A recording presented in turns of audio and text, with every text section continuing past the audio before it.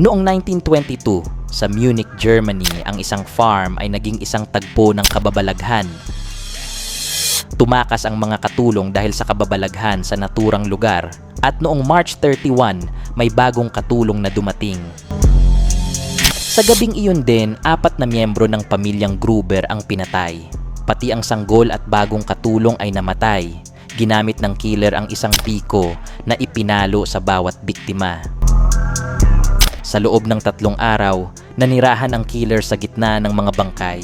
1 taon pagkatapos, binaklas ang bukid na nagluwal sa sandata ng pagpatay sa lugar. Ang mga pagpatay sa Hinterkaifeck hindi natutukoy sa isang siglo at nananatiling isang nakapangingilabot at nakakapanlulumong hiwaga sa kasaysayan ng krimen sa Alemanya na nagbibigay ng takot magpasa hanggang ngayon.